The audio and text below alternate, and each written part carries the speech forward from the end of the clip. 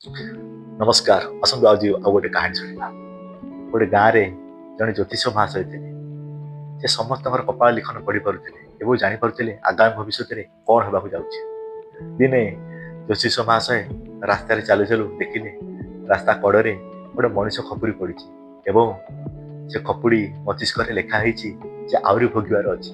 ज्योतिष महाशय देखिए आश्चर्य हो जाते बहुत इच्छुक सहित से खपुड़ी की आनिकी घर पछपटे गोटे गछ मूले टोकई घोरिकी से खपुरी की रखी सबुदिन सकाळे ज्योतिष महाशय से खपुरी की देखती और संध्या बेले भी देखती। किछि दिन बीतीगला परिवार रे ज्योतिष महाशय एवं धर्मपत्नी गोटे जोरदार झगड़ा फल धर्मपत्नी रागी जाते दिने से आसिक धर्मपत्नी जो खपुरी की गोटे पथर छेचिकी फिंगी देते।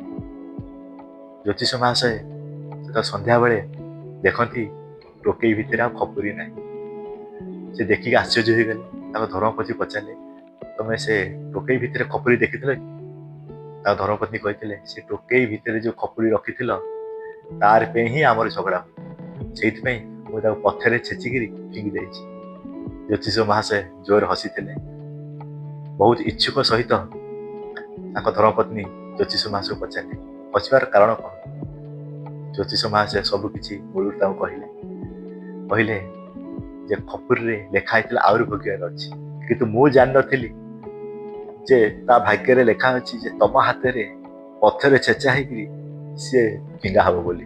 तेणु सांग मैंने ए कहानी आम गोटे कथा जापारे आम भाग्य जहा अच्छी ता घटब ही घटब।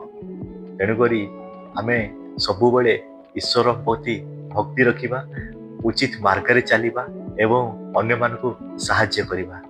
रही जय जगन्नाथ। जो सांग मैंने जदि आम वीडियो आपण मानकु पसंद आसे ताहले सब्सक्राइब करेंगे, लाइक करेंगे और कमेंट करेंगे।